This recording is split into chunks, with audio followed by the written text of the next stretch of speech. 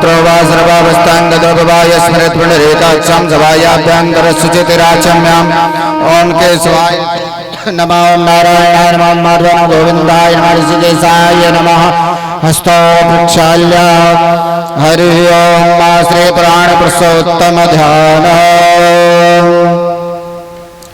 श्रीमद् पुष्पाणि गृहीत्वा ओम श्रीमद्भागवतं पुराण तिलकं यद् वैष्णवानां धनं यस्मिन् पारमहंसमेव ममलां ज्ञानं परं गीयते यत्रैक ज्ञान विराग भक्ति सहितं निष्कर्म्यमाविष्कृतं तच्छृण्वन् प्रपठन् विचारण पर भक्त्या विमोचेन्नर।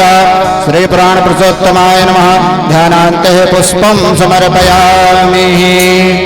श्री सुखमणि चरण कमलेभ्यो ध्यानम्। हरि ओम ओम निगम कल्पतरोर्गलितं फलं सुखमुखादमृतद्रव संयुतं पिबत भागवतं रसमालयं मुहुरहो रसिका भुवि भावुकाः। श्री सुखमणि चरण कमलेभ्यो नमः। ध्यानान्ते पुष्पं समर्पयामि। गोपाल के चरणों में छोड़ दीजिए। पुनः हाथ में अक्षत पुष्प लेकर वृंदा देवी तुलसी मैया का ध्यान करेंगे। हरि ओम ओम इदं विष्णुर्विचक्रमे त्रेदानि तदे पदाम्मा समोर्चपादं सुरेश स्वाहा। श्रीवृन्दादेव्यै नमः। ध्यानान्ते आवाहनान्ते आसनान्ते पुष्पं समर्पयामि। दक्षिण दिशा में बांस रहता है सप्तग्रंथि। दक्षिण दिशा में अक्षत छुड़वा दो। पुष्प लेकर के पितरों का ध्यान करेंगे। आपके जो पूर्वज रखे हैं, आपके जो पूर्वज रखे हुए हैं वहां पे उनके चरणों में पुष्प छोड़ना है। पूर्वजों के चरणों में जो पूर्वज रखे हैं आपके वहां पे अक्षत पुष्प छोड़ देंगे। हरि ओम प्रेता जयता नर इंद्रो वः सर्वमजच्छतो विस्वाहा सर्वमजच्छतो। श्री पितृनारायणाय नमः। ध्यानान्ते आवाहनान्ते आसनान्ते पुष्पं समर्पयामि। जल से 4 बार स्नान करा दीजिए आचार्य जी। ओम पाद्योपाद्यमस्तर्गं मुखे जलाचमनं सर्वांगिष्टानं समर्पयामि। आवाहित प्रतिष्ठित सर्वेभ्यो देवेभ्यो नमः। भागवत भगवान को 4 बार स्नान करा दें। अक्षत चावल पुष्प लगाएं। माल्यार्पण करें भागवत जी को। हरि ओम ओम वस्त्रो वस्त्रम समर्पयामि। वस्त्रांते चंदनम चर्चयामि। भागवत जी को वस्त्र अर्पण करें, चंदन लगाएं। अक्षतान समर्पयामि पुष्प माल्याम। भागवत जी को माला पहनाएं। माला ओम माल्यादीनि सुगंधेने मालत्यादीनि वयोमयार्तानि पुष्पाणि पुष्पोऽहं प्रतिगृह्यतां। श्री पुराण पुरुषोत्तमानो पुष्पमाल्यां वर्धापयामि। सुगंधित द्रव्यं धूपदीपं दर्शयामि। दक्षिणा चढ़ा दीजिए 5 जगह भागवत जी पे। 5 जगह दक्षिणा चढ़ाइए भागवत जी के लिए, सुखदेव जी के लिए, गंगा देवी के लिए और पुत्रों के निमित्त। पुराण पुरुषोत्तमाय नमः। प्रार्थना पूर्वक नमस्करोमि। भागवत जी को अर्पण कर दीजिए। 1 आचमनी जल छोड़ दीजिए। श्री पुराण पुरुषोत्तमाय नमः। पूजनेन प्रियंतान्नमः व्यास नारायण पूजनम। व्यास भगवान को तिलक लगाइए। पहले तिलक लगाइए, बहुत सुंदर। ये रख लीजिए बाबू जी। ओम व्यासाय विष्णुरूपाय व्यासरूपाय विष्णवे नमो वै ब्रह्मनिधये वसिष्ठाय नमो नमः। श्री व्यास नारायणाय नमः। माल्यार्पण कीजिए और कुछ दक्षिणार्पण कीजिए और कलावा बांध दीजिए। सर्वोपचारार्थिकं दक्षिण पुष्पाणि संपूजयेत आरतिक्यम्। आप लोग नीचे खड़े हो जाइए। प्रणाम करके आरती करेंगे भागवत जी की। हमारे कलाकार भाई भागवत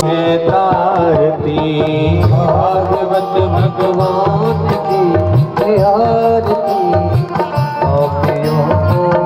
आपसे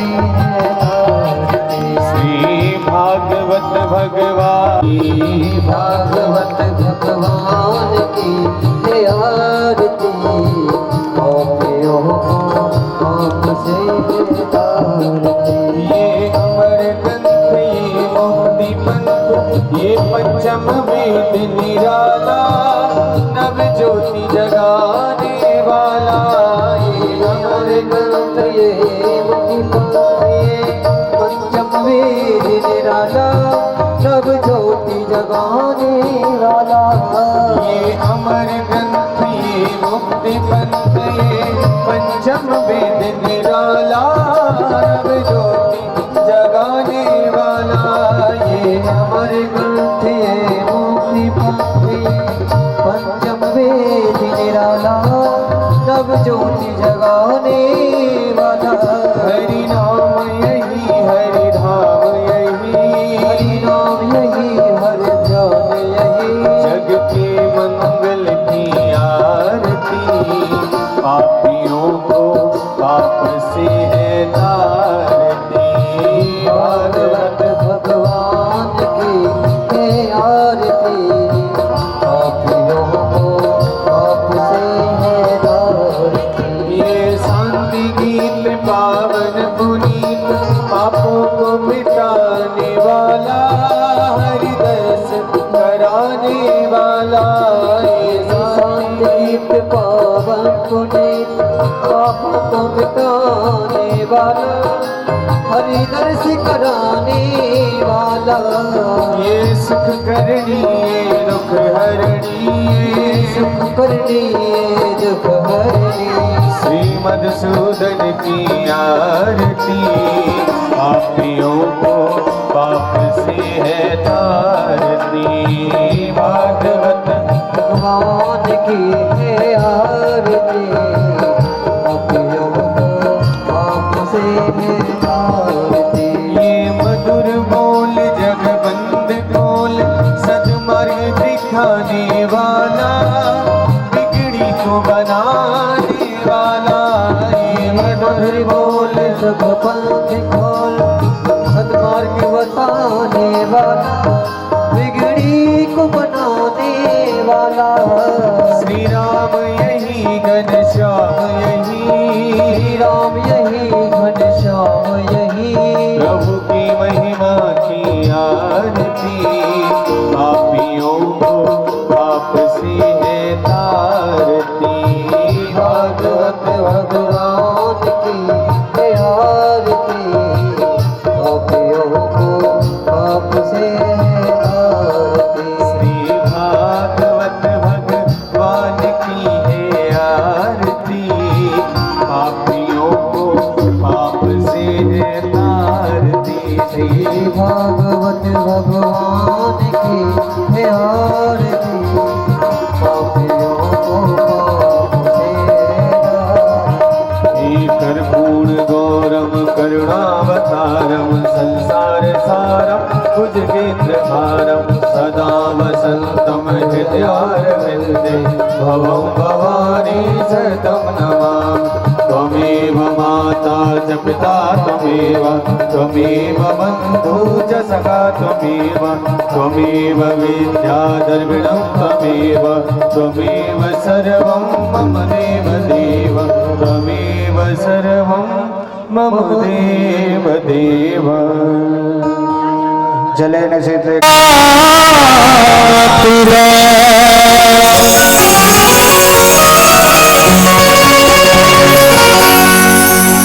राधा राम लिए तेरा कुसुम बरसाने वाली गुलाम तेरो बनवारी सुन बरसाने वाली गुलाम तेरो बनवारी सुन बरसाने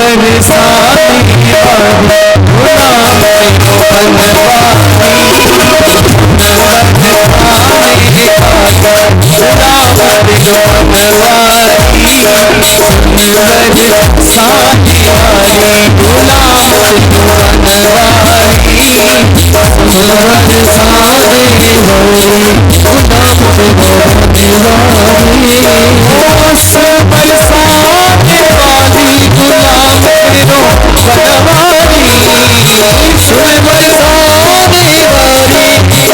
तेरो बनवारी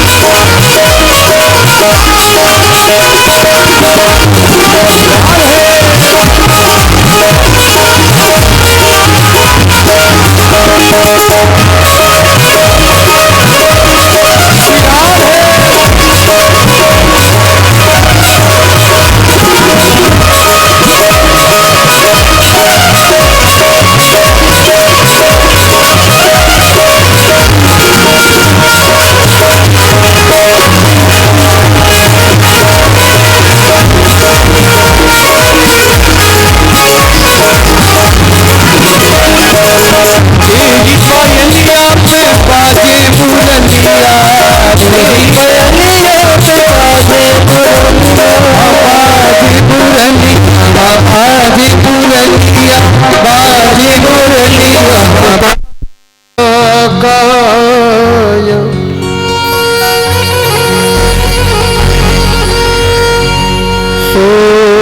सूर्यकोटि समप्रभ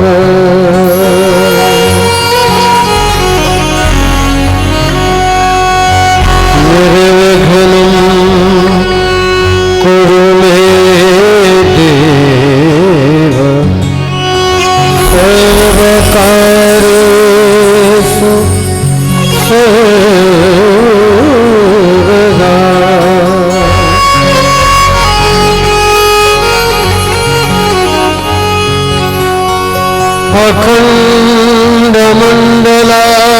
अखण्डमण्डलाकारं व्याप्तं येन चराचरम्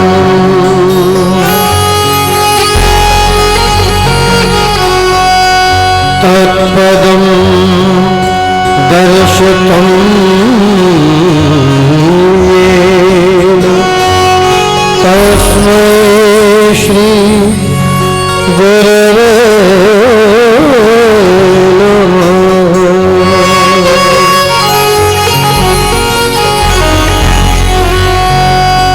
ध्येयं सदा परिभवग्नमभीष्टदोहम्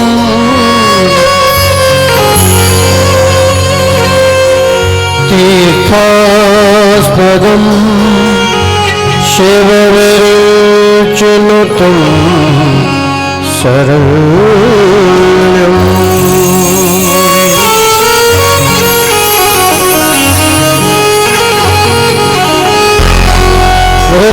भृत्यार्दहं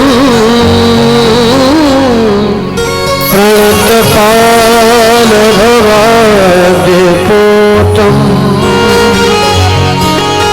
वन्दे महापुरुष ते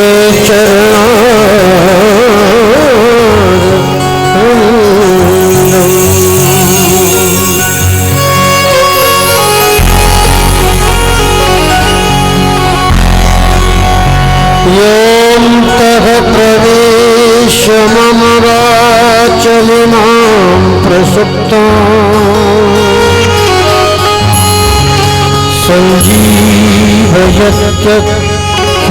सञ्जीवयत्यखिलशक्तिधरः सदा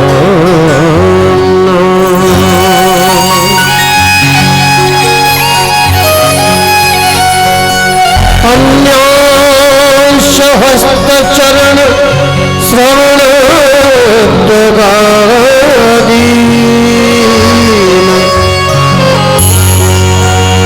प्राणान् नमो भगवते पुरुषाय तुभ्यम्।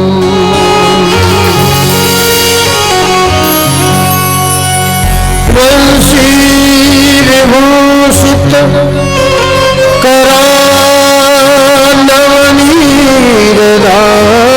करानवनीरदाभात्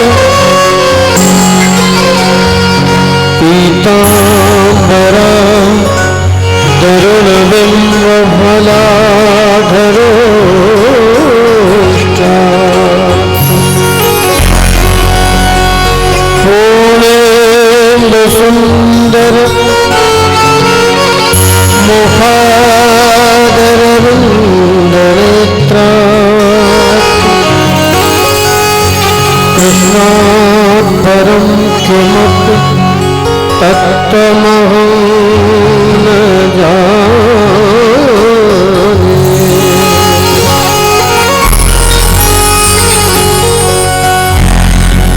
वन्दे नन्दसुतं कृष्णं वन्दे श्रीवत्सवानुजम्।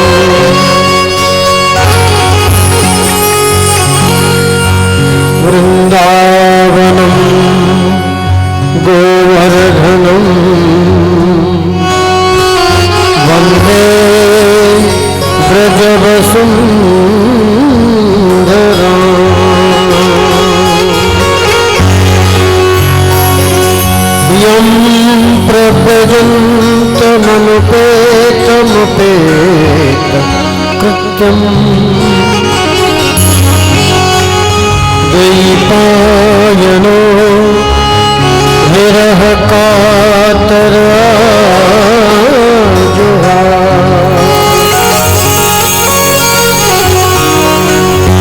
पुत्रेति तन्मयतया परोवनेदो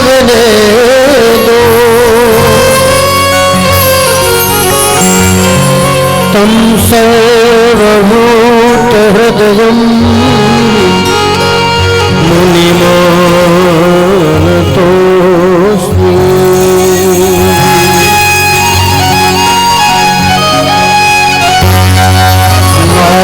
नारायणं नमस्कृत्य नरं चैव नरोत्तमम्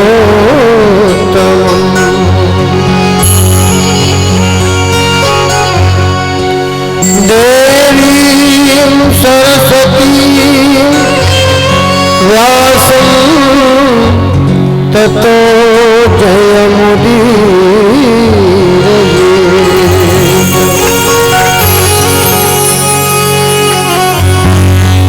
भक्तिभक्त भगवन्त गुरु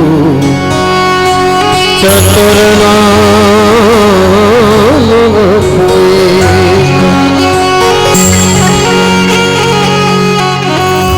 इनके पदवंदन किए नाश विघ्न अनेक।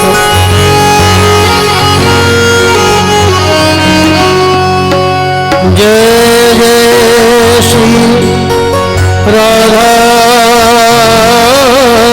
रमण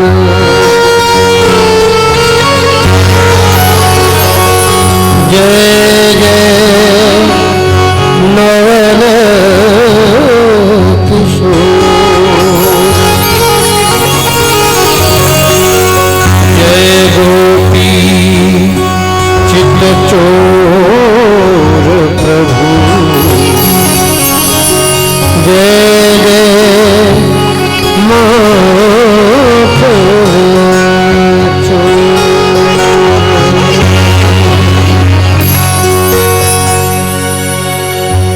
अधरं मधुरं वदनं मधुरं हसितं मधुरम् अधरं मधुरं वदनं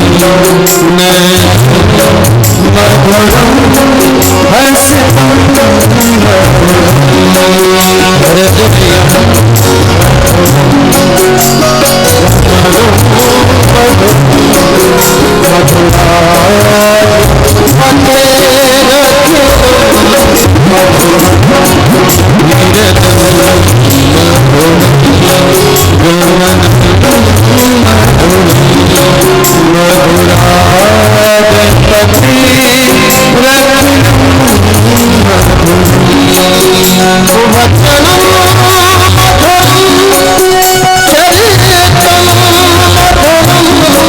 हसितं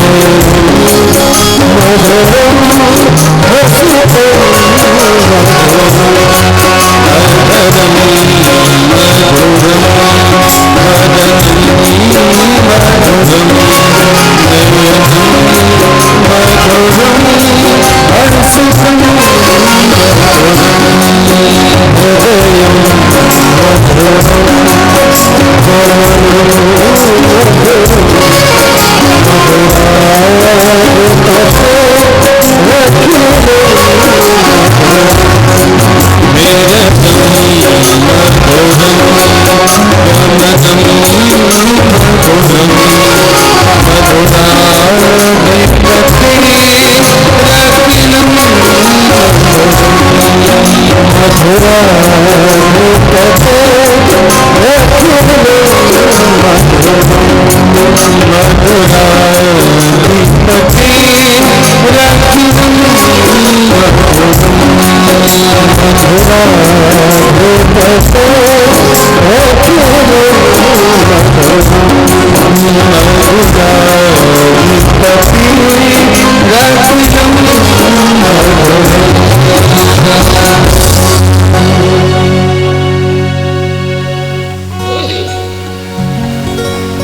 हरिलाल जी महाराज, स्थानीय देवता श्री हनुमान जी महाराज,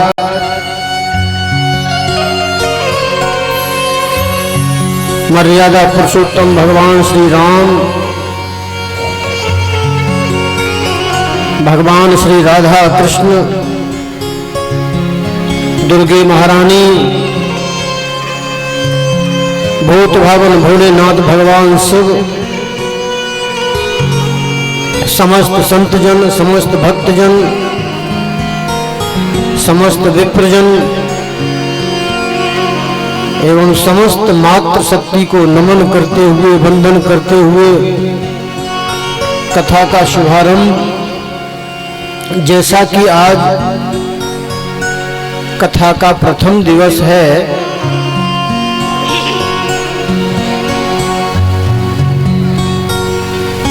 कथा कुछ विलंब से प्रारंभ हो रही है।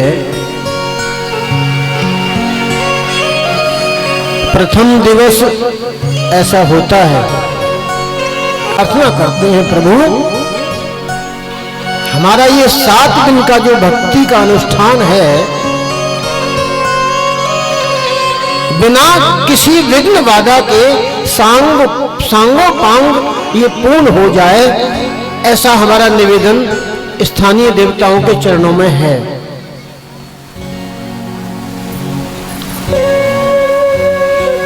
श्रीमद् भागवत महापुराण की कथा ये भक्त और भगवान की कथा है। जितने भी भक्त समक्ष बैठे हुए हैं, ध्यान दें इस बात पर कि ये भक्त और भगवान की कथा है, भागवत महापुराण की कथा।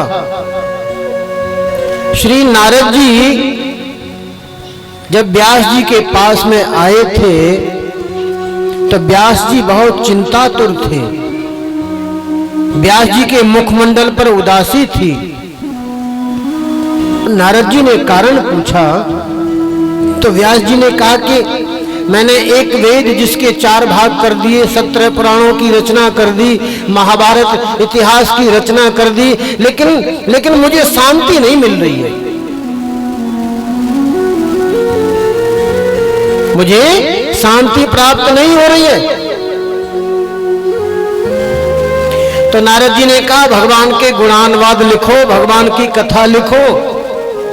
तो व्यास जी ने कहा कि मैंने कथा ही तो लिखी है भगवान की, कि ये कथा नहीं, ऐसी कथा लिखो कि जिसमें भगवान गौण हो जाए, भगवान लघु हो जाए और भक्त का स्थान ऊंचा हो जाए, ऐसी कथा आप लिखो। तो श्रीमद् भागवत महापुराण की जो कथा है, ये भक्त और भगवान की कथा है। जितने भी भक्तों की कथा भगवान की जोड़ी गई है इस भागवत महापुराण में, वो सब भक्त उच्च कोटि के भक्त हैं। श्रीमद् भागवत महापुराण की कथा प्रारंभ होती है नैमिषारण्य क्षेत्र से। हरे हरे घोर जंगल के मध्य विराजमान श्री शौनक जी, शौनकादिक 88,000 ऋषि विराजमान हैं और वह प्रतीक्षा कर रहे हैं कि कोई कथा सुनाने वाला आवे, कोई गुरु कथा सुनाने वाला आवे जो हमें कथा सुनावे। आकर के बैठ करके प्रतीक्षा कर रहे हैं नैमिषारण्य क्षेत्र में। ये नैमिषारण्य क्षेत्र क्या है? नैमिषारण्य क्षेत्र, एक बार सारे के सारे देवता गए ब्रह्मा जी के पास कि इस पृथ्वी पर कोई ऐसा स्थान हमको बताइए जहां हम बैठ करके पूजा पाठ जप तप कर सकें और उसका प्रत्यक्ष फल हमको दिखाई दे। ब्रह्मा जी ने एक मनोमय चक्र दिया कि जहां पर जाकर के गिरे बस उसी स्थान को सर्वश्रेष्ठ समझना। सारे के सारे ऋषि मुनि आए हैं उस मनुमय चक्र के पीछे पीछे। और जहां आकर के ये शीर्ण हुआ, जहां आकर के ये गिरा, नेमी शीर्ण, उसी का नाम हो गया नेमी सारण्य। तो आज सौनक जी विराजमान है, प्रतीक्षा कर रहे हैं कि कोई गुरु आवे, कथा सुनाने वाला कोई आवे। गुरु कौन भेजेगा? गुरु तो भगवान भेजेंगे। क्या गुरु हमारे ढूंढने से हमको मिलेगा? हमारे ढूंढने से गुरु हमको नहीं मिलेगा। ये तो भगवान की कृपा जब होगी तब भगवान गुरु भेजेंगे बना करके कि जाओ। सौनक जी विराजमान है। सूत जी का आगमन हुआ। सूत जी को जब देखा है, सूत जी का जब दर्शन किया है,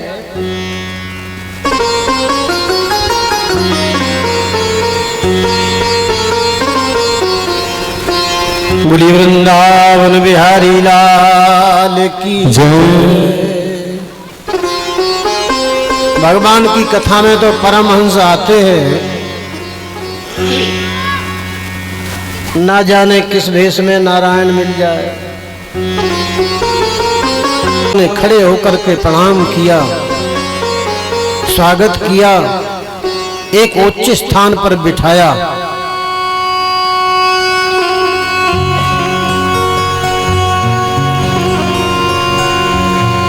और सौनक जी ने कहा कि हे सूत जी महाराज, आपका जो ज्ञान है वो करोड़ों सूर्यों के प्रकाश के समान है। अज्ञान अंधकार को नष्ट करने के लिए करोड़ों सूर्यों के समान है आपका जो ज्ञान। आप हमें कोई कथा सुनाइए, और ऐसी कथा सुनाइए कि वह कथा हमें भगवान श्री कृष्ण की प्राप्ति करा दे। ऐसी कथा हम सुनना चाहते हैं। अमृत स्वरूप हो, सार गर्वित हो, ऐसी कथा सुनने के लिए निवेदन किया है श्री सौनक जी ने सूत जी महाराज से।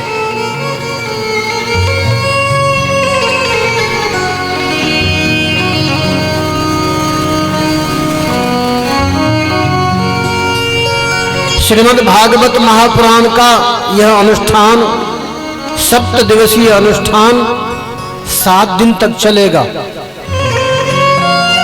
किसी भी अनुष्ठान को हम जब आरंभ करते हैं तो उसके कुछ नियम हुआ करते हैं, और उन्हीं नियमों को श्रीमद् भागवत महापुराण में कहा गया है महात्म।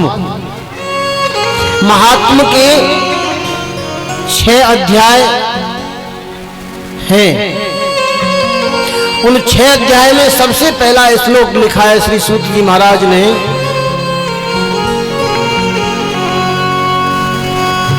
उस श्लोक में भगवान श्री कृष्ण को प्रणाम किया गया है, क्योंकि श्रीमद् भागवत महापुराण के प्रधान जो ठाकुर हैं वो है भगवान श्री कृष्ण। इसलिए प्रथम श्लोक में भगवान श्री कृष्ण को प्रणाम किया है श्री सूत जी महाराज ने। आइए हम सब लोग भी भगवान श्री कृष्ण के चरणों में प्रणाम करते हैं।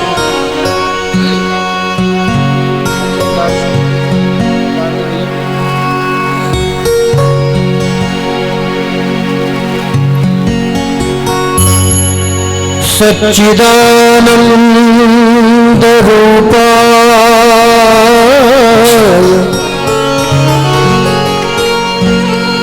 विश्वोत्पत्त्यादि हेतवे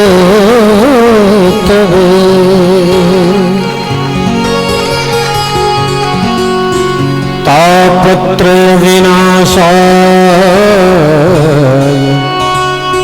श्री कृष्णाय वयम् नमः।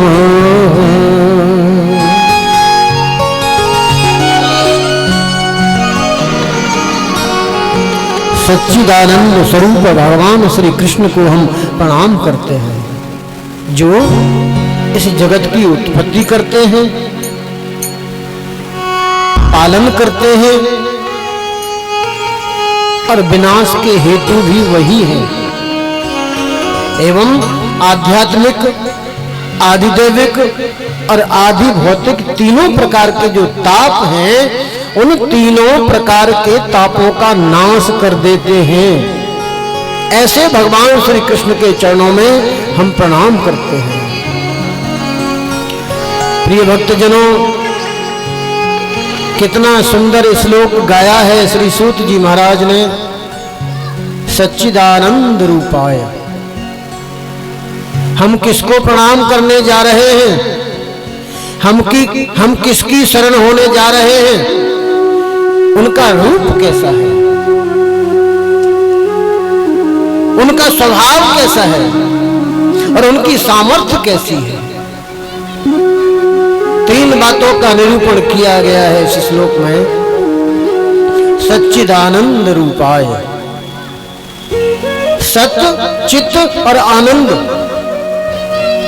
तीनों ही तत्व जिसके रूप में समाहित है, जिनका दर्शन करने से तीनों तत्वों की प्राप्ति होती है, तीनों तत्वों का सामीप्य प्राप्त होता है। सत्य, जो कल भी था, आज भी है और कल भी रहेगा।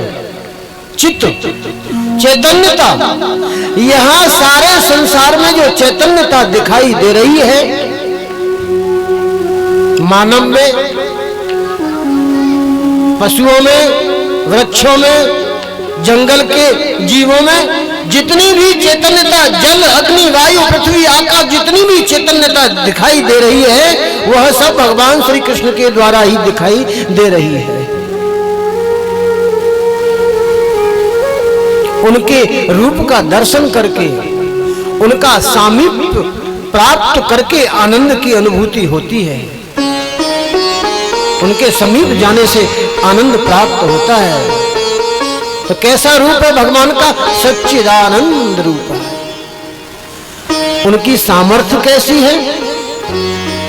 जगत को बनाते हैं, इस जगत का पालन भी करते हैं। कितनी बड़ी व्यवस्था है, पालन भी करते हैं और समय आने पर इसका विनाश भी कर देते हैं। ये उनकी सामर्थ्य है। इतने सामर्थ्यवान हैं हमारे भगवान श्री कृष्ण, जिन्हें हम प्रणाम करने जा रहे हैं।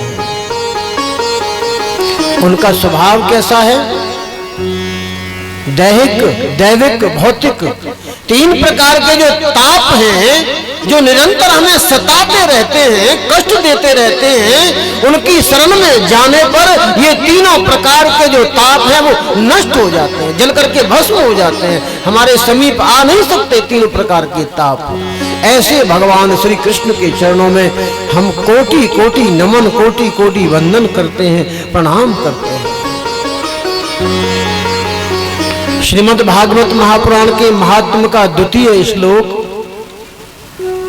इसमें श्री सुखदेव जी महाराज को प्रणाम किया गया है, क्योंकि श्रीमद् भागवत महापुराण के 4 वक्ता हैं, 4 स्थानों पर कथा हो रही है। उसके जो प्रधान वक्ता हैं वो है श्री सुखदेव जी महाराज। इसलिए द्वितीय श्लोक में श्री सुखदेव जी महाराज को प्रणाम किया गया है।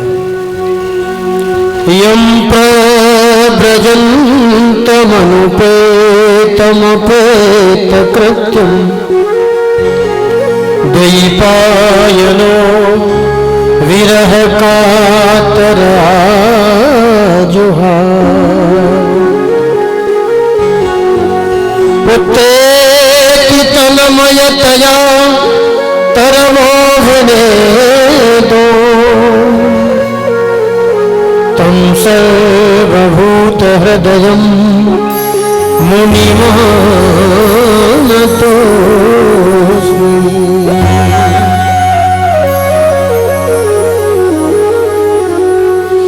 श्री सुखदेव जी महाराज का जन्म हुआ।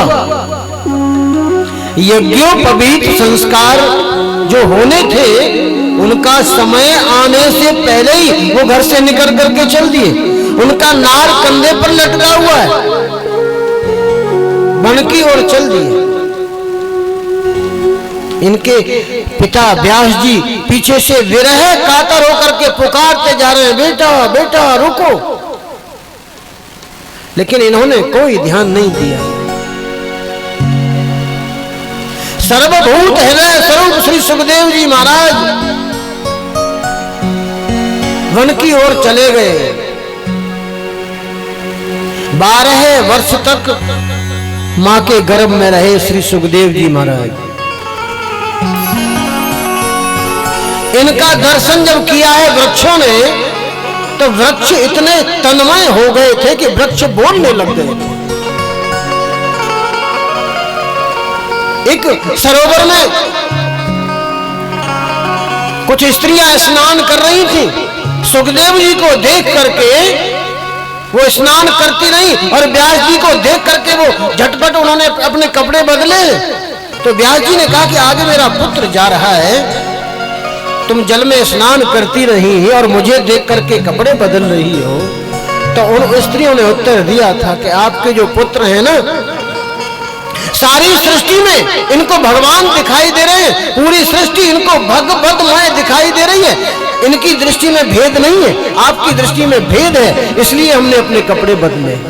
ऐसे सर्वभूत हृदय स्वरूप श्री सुखदेव मुनि के चरणों में हम बार बार नमन करते हैं, वंदन करते हैं, प्रणाम करते हैं। बोलिए श्री सुखदेव भगवान की जय, श्री कृष्ण कन्हैया लाल की जय। शौनक जी ने जब प्रश्न किया, नैन से सूत मासी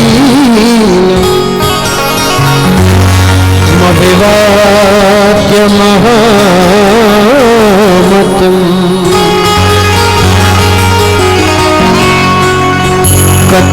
कथामृत रसास्वाद कुशल शौनको ब्रवीत। श्री सूत जी ने कहा तो शौनक जी, तुम्हारे हृदय में प्रेम है, तुम्हारे हृदय में प्रेम है, इसलिए मैं विचार करके संपूर्ण सिद्धांतों का जो रस है, संपूर्ण सिद्धांतों का जो निष्कर्ष है, वह मैं तुम्हें सुनाने के लिए जा रहा हूं। और भगवान श्री कृष्ण की प्रसन्नता का मुख्य कारण भी वही है। और श्री सुखदेव जी ने कलयुग के जीवों पर कृपा करने के लिए, कलयुग के जीवों के कल्याण के लिए इस शास्त्र का प्रवचन किया था। उस शास्त्र का नाम है श्रीमद् भागवत महापुराण। बोले श्रीमद् भागवत महापुराण की जय। श्री सूत जी महाराज कह रहे हैं कि शौनक जी, राजा परीक्षित जब कथा सुन रहे थे तो देवता लोग अमृत का कलश लेकर के आए थे श्री सुखदेव जी के पास और आकर के निवेदन किया था कि हे श्री सुखदेव जी, अमृत का कलश आप ले लीजिए, आप इसमें से अमृत पिला दीजिए, राजा परीक्षित को इन्हें जीवन दान मिल जाएगा। और ये श्री सुखदेव जी महाराज ने परीक्षित से पूछा है, बोलो परीक्षित, ये देवता लोग आए हैं अमृत का कलश लेकर के, अमृत पान कर लो, अमर हो जाओगे। श्री सुखदेव जी परीक्षित कर रहे हैं, परीक्षा कर रहे हैं परीक्षित की कि मैं जिसको कथा सुनाने जा रहा हूं वो कथा सुनने के योग्य है या नहीं।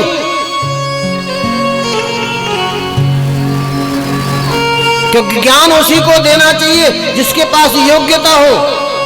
तो श्री सुखदेव जी परीक्षा कर रहे हैं, ले लो परीक्षित, तुम्हें जीवन दान मिल जाएगा। राजा परीक्षित ने पूछा है देवताओं से, हे देवो, मैं आपको नमन करता हूं, लेकिन एक बात बताओ, क्या आपके इस अमृत में इतनी शक्ति है कि आपका ये अमृत मुझे भगवान से मिला सकता है। सारे के सारे देवता मौन हो गए,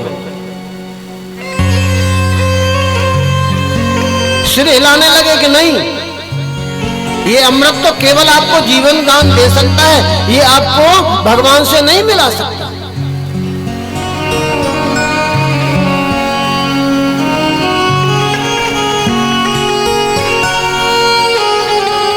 सुखदेव जी ने कहा, परीक्षित इनके पास कल्प वृक्ष भी है, कल्प वृक्ष ले लो। राजा परीक्षित ने फिर वही प्रश्न किया, क्या आपका ये कल्प वृक्ष मुझे भगवान की प्राप्ति करा सकता है, भगवान से मिला सकता है? नहीं, भगवान से तो नहीं मिला सकता। चिंतामणि, ये चिंतामणि मुझे भगवान से मिला सकती है? भगवान से नहीं मिला सकता। संसार के जो ऐश्वर्य है, संसार के जो भोग हैं, वो तो प्राप्त हो सकते हैं इनके तीनों के द्वारा, लेकिन भगवान की प्राप्ति इन तीनों में से कोई भी नहीं करा सकता। राजा परीक्षित ने कहा कि जब मुझे भगवान की प्राप्ति इन तीनों में से कोई नहीं करा सकता, तो इन तीनों में से मुझे कुछ भी नहीं चाहिए, आप वापस ले जाओ। हे श्री सुखदेव जी महाराज, मुझे तो आप भगवान की कथा सुनाओ। देवताओं को कथा का अनाधिकारी समझ करके श्री सुखदेव जी महाराज ने देवताओं को कथामृत का दान नहीं किया।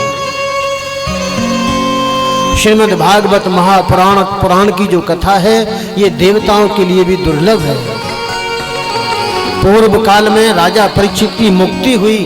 राजा परीक्षित की मुक्ति को देख करके ब्रह्मा जी को आश्चर्य हुआ। ब्रह्मा जी को आश्चर्य हुआ। ब्रह्मा जी ने सत्यलोक में तराजू बांधा। एक पलड़े में वेद शास्त्र पुराण सारे धर्म ग्रंथों को रखा गया और एक पलड़े में श्रीमद् भागवत महापुराण को रखा गया। अपने भारी भार के कारण श्रीमद् भागवत महापुराण का जो पलड़ा था वह भारी रहा। तो श्री ब्रह्मा जी ने भी श्रीमद् भागवत महापुराण को इस कलयुग में सुनने से, पढ़ने से तत्काल मोक्ष देने वाला निश्चय किया। और प्रिय भक्तजनों, यह श्रीमद् भागवत महापुराण की जो कथा है, ये गुरु परंपरा से आई है। कैसे? भगवान नारायण ने ब्रह्मा जी को सुनाई, ब्रह्मा जी ने नारद जी को सुनाई, नारद जी ने व्यास जी को सुनाई, व्यास जी ने सुखदेव को पढ़ाई और सुखदेव जी ने राजा परीक्षित को सुनाई। ये गुरु परंपरा से आई है कथा।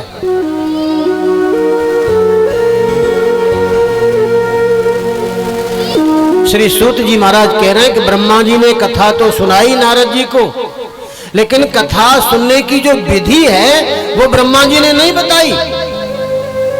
वो किसने बताई? सनत, सनंदन, सनातन और सनत कुमार, इन चारों भाइयों ने नारद जी को कथा सुनने की विधि समझाई।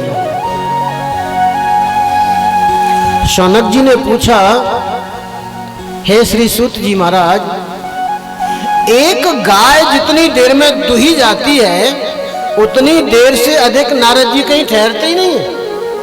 फिर नारद जी का इतना बड़ा संयोग, इतना बड़ा सत्संग उन चारों भाइयों से कहां हुआ, कैसे हुआ? हमें आश्चर्य हो रहा है। सूत जी ने कहना आरंभ किया कि एक दिन की बात है, ये चारों भाई बद्रिक आश्रम में सत्संग करने के लिए आए और वहां इन चारों भाइयों ने नारद जी को देखा।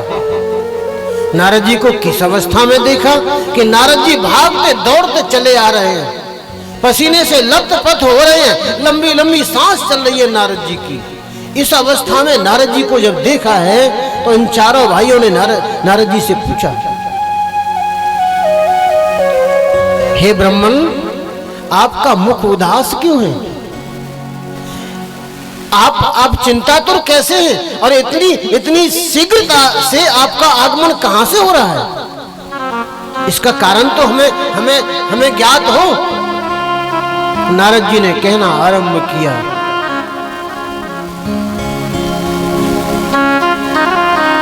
अहम तो पृथ्वी या तो ज्ञातो सर्वोत्तमामति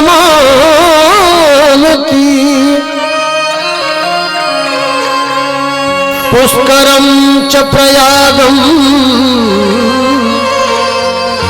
च काशी गोदावरी तथा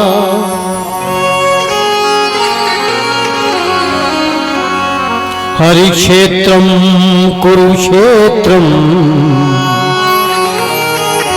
श्रीरंग सेतु बंधनम एवमादिषु तीर्थेषु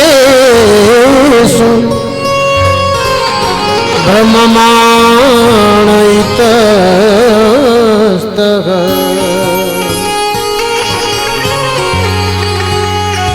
मैं इस पृथ्वी लोक को सब लोकों में सर्वोत्तम लोक समझ करके गया था। इस पृथ्वी लोक में कहां गया? पुष्कर गया, प्रयाग गया, काशी गया, गोदावरी गया, हरिद्वार गया, कुरुक्षेत्र गया, श्रीरंग गया, सेतुबंध गया। अनेक तीर्थों में मैंने विचरण किया।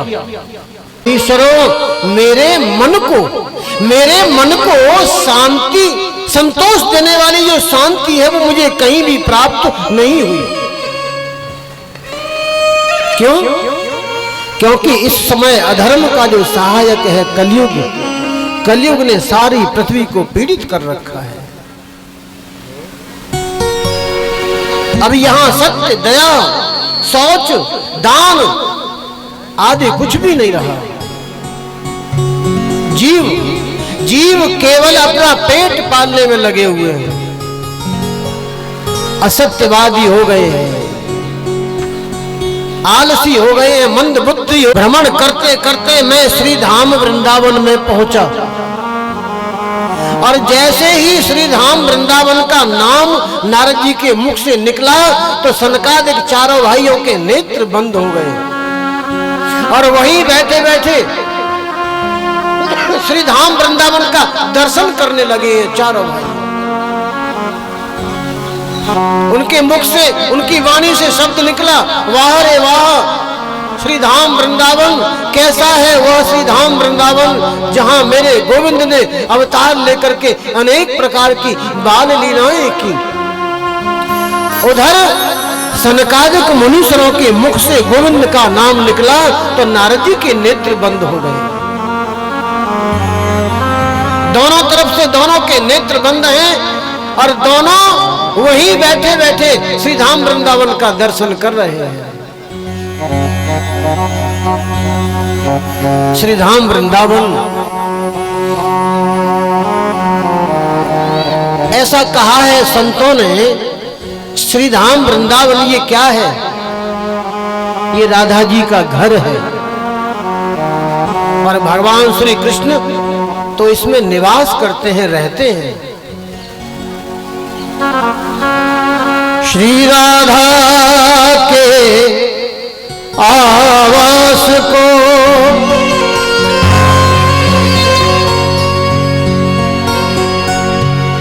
श्री कृष्ण के प्रवास को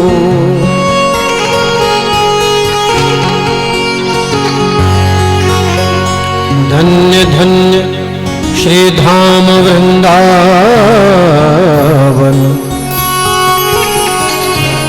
वृंदावन के वास को प्रणाम।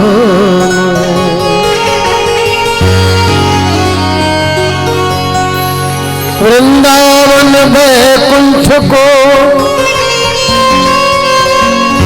तोलो तुलसीदास,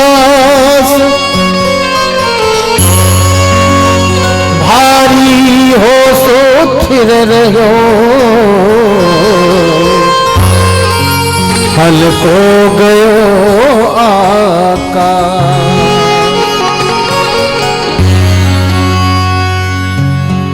नीको लगे जी वृंदावन, हमें तो बड़ो नीको लगे।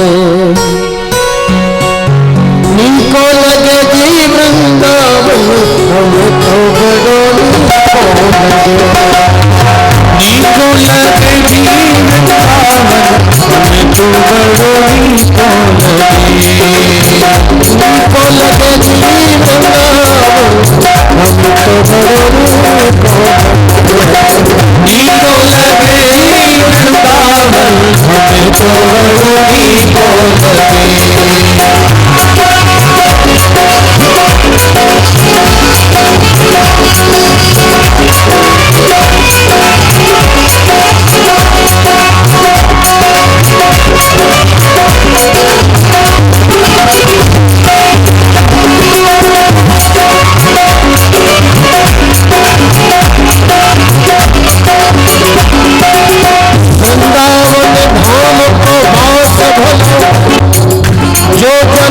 भाई के ध्यान धरे बैकुंठ मेरे इनको रखधानी। बैकुंठ मेरे इनको रखधानी। बैकुंठ मेरे इनको रखधानी। बैकुंठ मेरे इनको रखधानी। वेद पुराण बखान कहे सब संत गुणी जनकी जगवानी।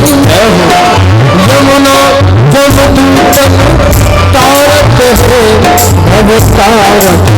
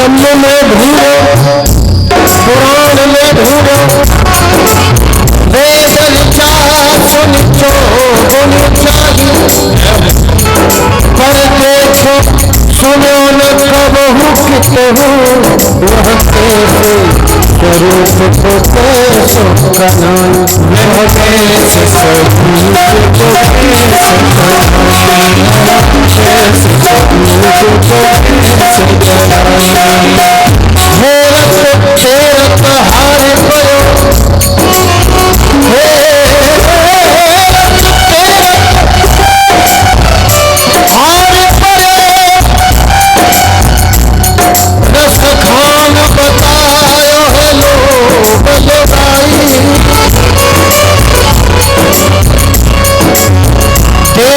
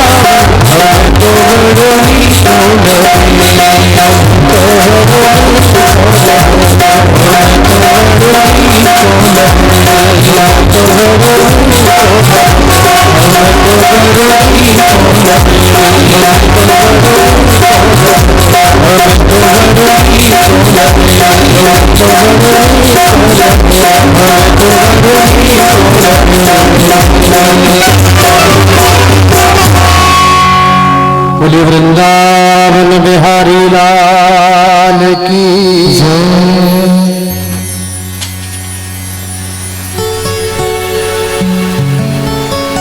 सनकादिक और नारद जी ने कहना आरंभ किया कि वहां यमुना किनारे श्री धाम वृंदावन में जब मैं पहुंचा तो मैंने वहां एक आश्चर्य देखा कि एक युवती बड़े खिन्न मन से बैठी हुई थी। उसके पास में दो वृद्ध पुरुष अचेत अवस्था में पड़े हुए थे। वह दोनों बड़े जोर जोर से सांस ले रहे थे और उस युवती के पास में अनेक स्त्रियां पंखा झल रही थी, पंखा से उसकी हवा कर रही थी और वहां लोगों की भीड़ एकत्रित थी, भीड़ लगी हुई थी। मैंने जाकर के देखा ये दृश्य और युवती से मैंने पूछा क्या बात है, आप कौन हो? ये दोनों वृद्ध पुरुष आपके कौन हैं? ये हजारों सैकड़ों स्त्रियां जो पंखा कर रही हैं आपसे, आपकी हवा, ये कौन है? उस युवती ने मुझसे कहा कि मेरा नाम है भक्ति और ये दोनों मेरे पुत्र है ज्ञान और वैराग्य। ये स्त्रियां जो मेरी हवा कर रही हैं पंखा से, गंगा आदि समस्त नदियां हैं, ये मेरी सेवा करने के लिए यहाँ आई हैं। लेकिन महात्मा ने एक बात बताई है, माँ युवती हो और पुत्र वृद्ध हो जाएं, ये ऐसी विपरीतता क्यों? मेरा जन्म हुआ दक्षिण में, भक्ति का जन्म दक्षिण में हुआ। हमारे यहाँ संप्रदायों के बड़े बड़े जितने भी आचार्य हुए हैं वो सब दक्षिण में ही पैदा हुए हैं, दक्षिण में ही जन्म लिया है सब। मेरा जन्म हुआ दक्षिण में, दक्षिण से मैं महाराष्ट्र में पहुंची, मैं युवा थी। गुजरात पहुंचते पहुंचते मैं जीर्ण शीर्ण वृद्ध हो गई। लेकिन जब से श्री धाम वृंदावन में मैं आई हूं तो मैं वृद्ध से युवा हो गई हूं और ये मेरे ज्ञान वैराग्य नामक जो पुत्र हैं ये युवा से वृद्ध हो गए। ऐसी विपरीतता क्यों? नारद जी चिंतातुर हुए हैं। नारद जी ने ध्यान किया, हे देवी चिंता मत करो, मैं अभी तुम्हारे इन दोनों पुत्रों को जगाए देता हूं। और नारद जी ने वेदांत घोष उनके कानों में किया, बार बार गीता पाठ किया। लेकिन ज्ञान और वैराग्य दोनों कुछ चेत उनको होता है, फिर आकर के ऐसे ही उसी अवस्था में आकर के गिर जाते हैं।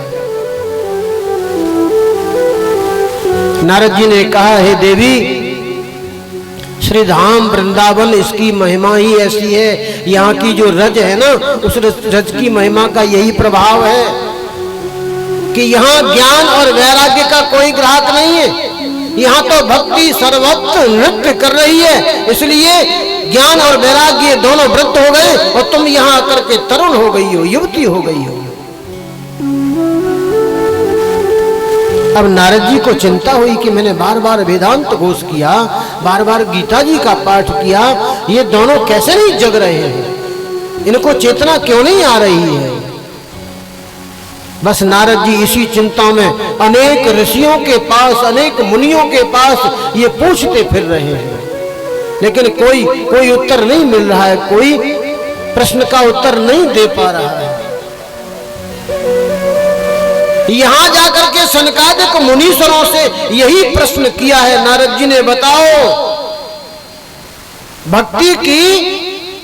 भक्ति के कष्ट की निवृत्ति कैसे होगी, उनकी कष्ट की निवृत्ति का उपाय क्या है।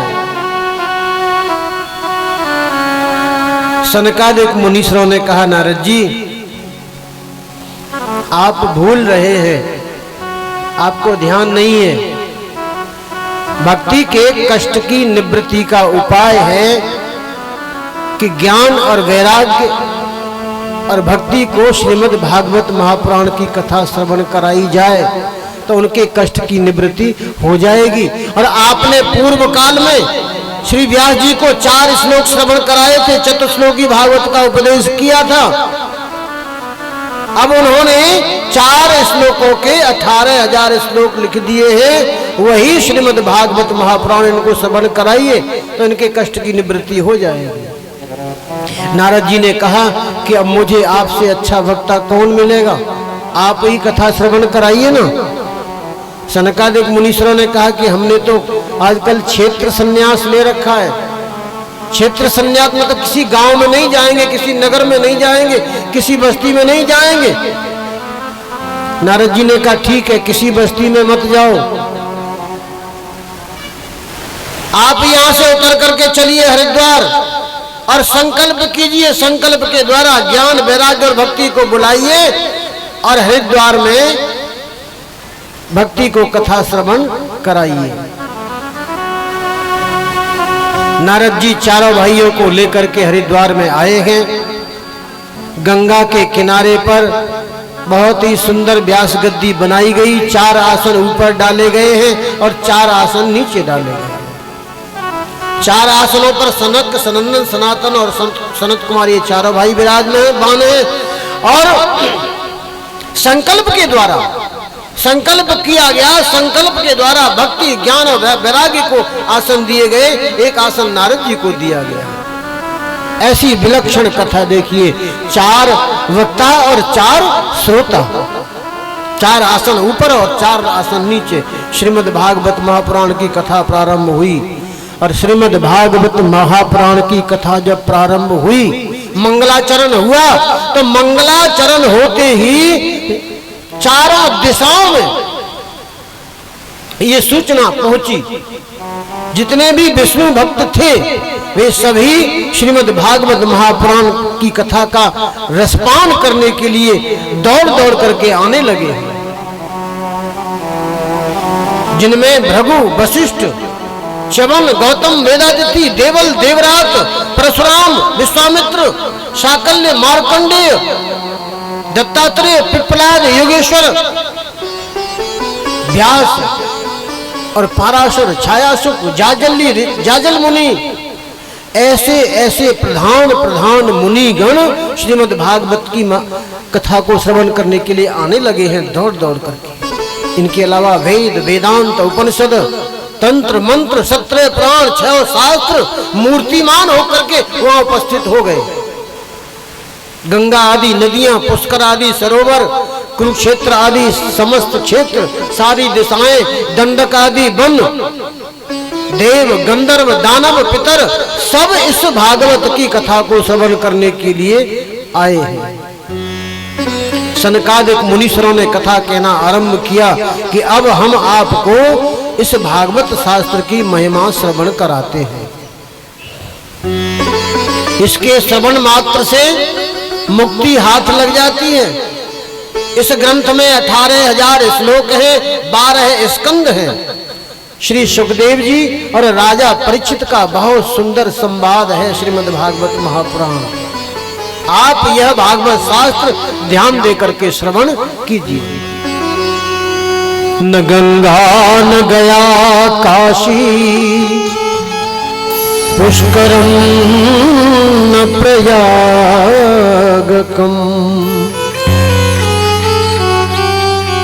शुक शास्त्र कथायाश्च फलेन समतां नयेत। फल की दृष्टि से अगर देखा जाए तो इस कथा की समता गंगा गया पुष्कर प्रयाग कोई भी तीर्थ नहीं कर सकता। श्री कृष्ण गोविंद हरे मुरारे नाथ नारायण हरे मुरारे नाथ नारायण वासुदेव। कृष्ण गोविंद हरे मुरारे कृष्ण गोविंद हरे मुरारी नाथ नारायण वासुदेव। श्री कृष्ण गोविंद हरे श्री कृष्ण गोविंद हरे मुरारी नाथ नारायण वासुदेव। कृष्ण गोविंद हरे मुरारी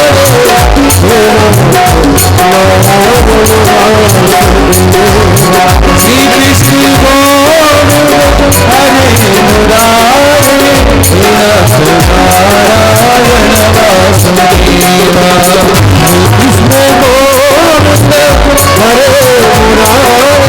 वासुदेव।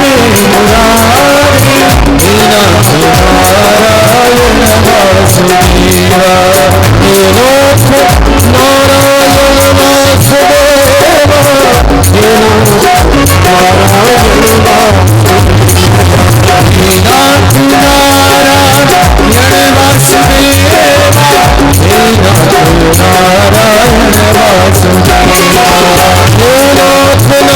नाथ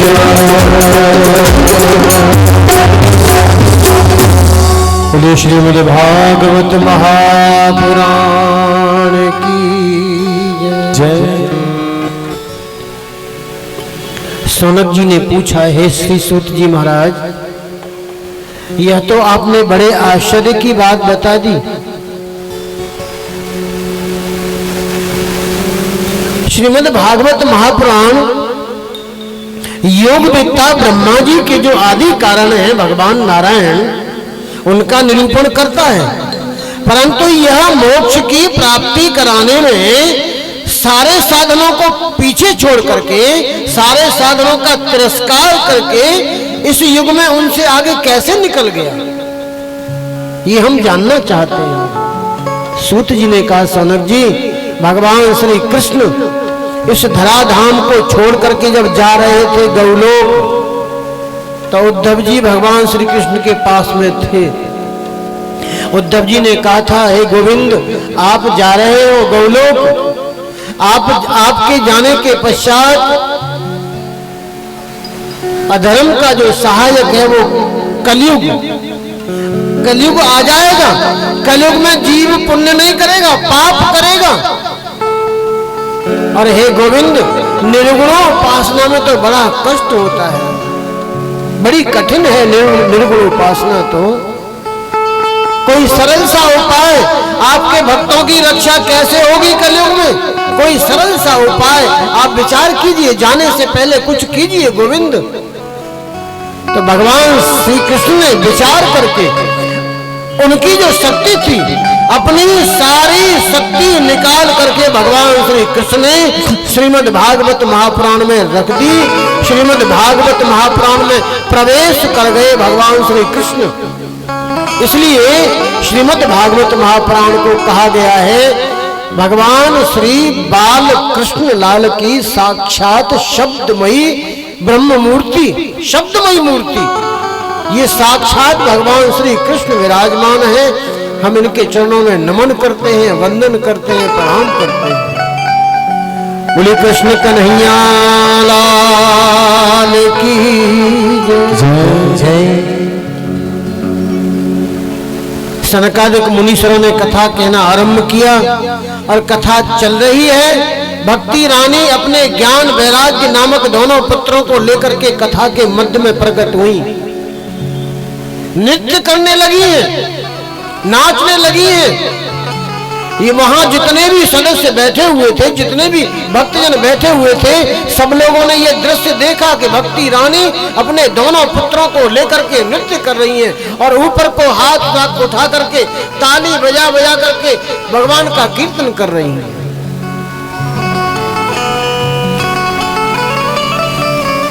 हे नाथ नारायण वासुदेव, हे नाथ नारायण वासुदेव, हे नाथ नारायण वासुदेव, हे नाथ नारायण वासुदेव।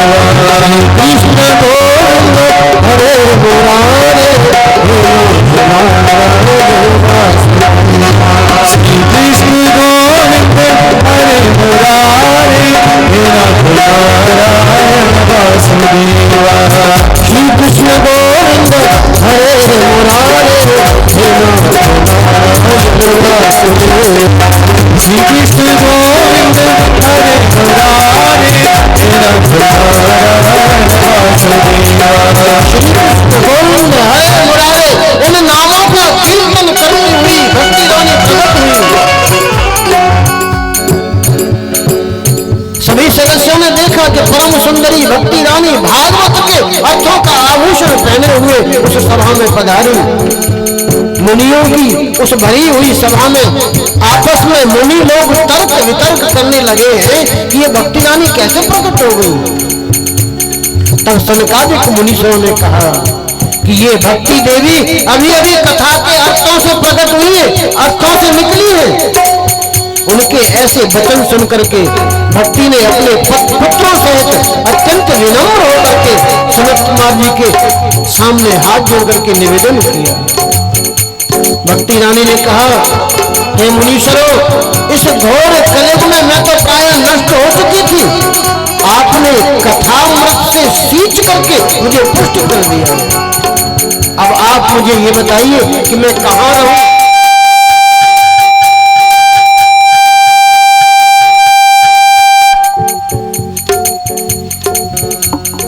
हे नाथ नारायण वासुदेव, हे नाथ नारायण वासुदेव, हे नाथ नारायण वासुदेव, हे नाथ नारायण वासुदेव।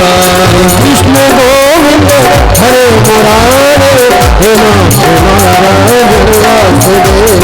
श्री कृष्ण गोविंद हरे मुरारे, हे नाथ नारायण वासुदेव। अपनी वाणी को पवित्र करते हुए गाइए सब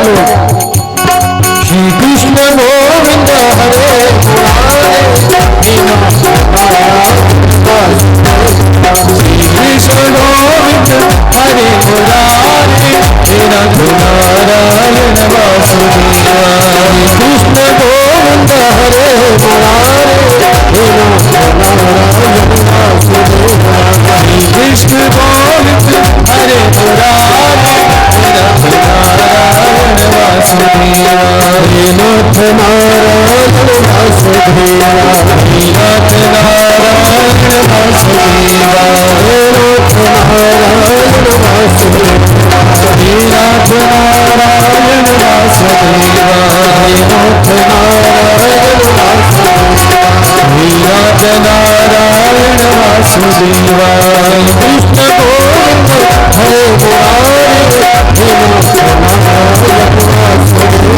हरे कृष्ण गोविंद हरे मुरारी हे नाथ नारायण वासुदेवा हे नाथ नारायण वासुदेवा हे नाथ नारायण वासुदेवा हे नाथ नारायण वासुदेवा हे नाथ नारायण वासुदेवा हे नाथ नारायण वासुदेवा हे नाथ नारायण वासुदेवा हे नाथ नारायण वासुदेवा हे नाथ नारायण वासुदेवा। सनकादिक मुनीश्वरों ने कहा कि हे भक्ति रानी, तुम भगवान विष्णु के जो भक्त हैं उनके हृदय में जाकर के विराजमान हो जाओ। वहां कलयुग तुम पर अपना कोई प्रभाव नहीं डाल पाएगा। जिनके हृदय में भगवान श्री हरि की भक्ति निवास करती है, कलयुग वहां नहीं आ सकता, कलयुग वहां ठहर ही नहीं सकता जिनके हृदय में भगवान विष्णु की भक्ति निवास करती है। भगवान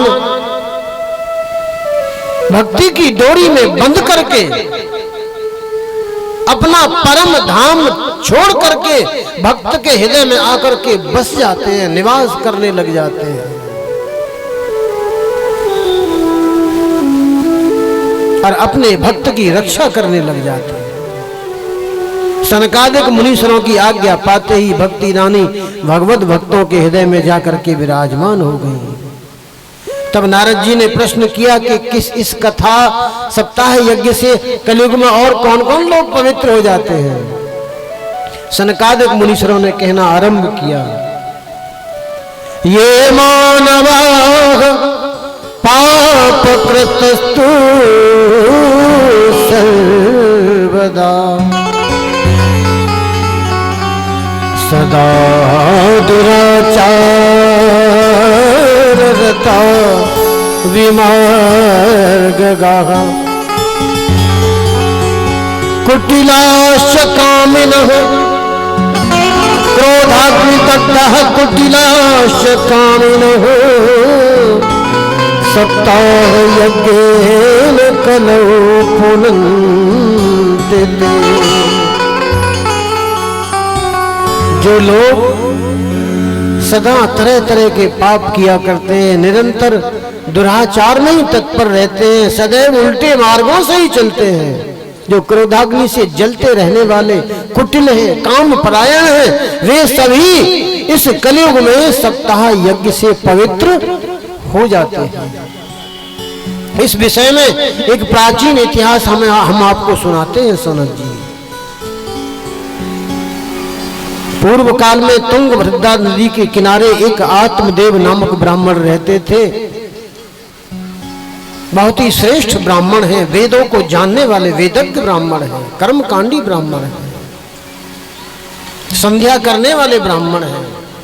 इनकी पत्नी बहुत कुलीन है, सुंदर है, परंतु सुंदर और कुलीन होने पर भी झगड़ालू है। आपस में पति पत्नी में झगड़ा बना रहता है।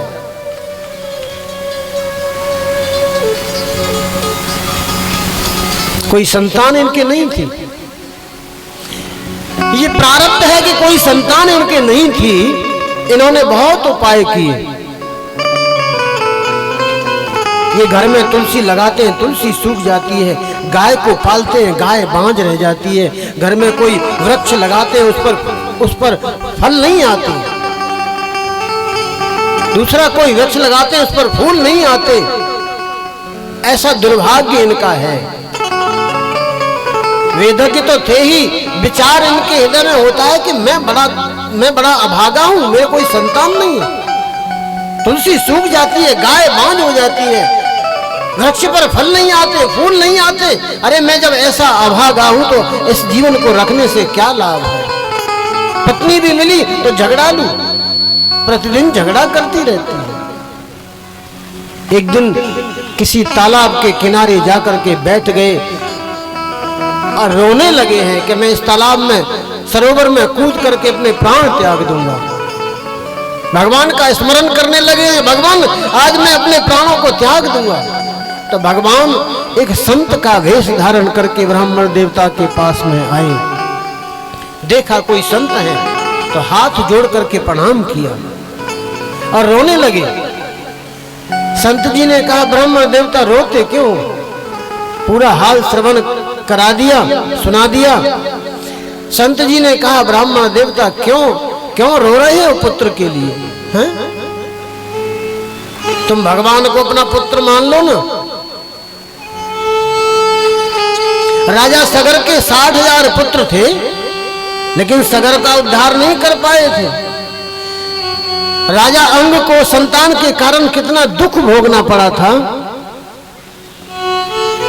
भगवान को अपना पुत्र मान लो ना।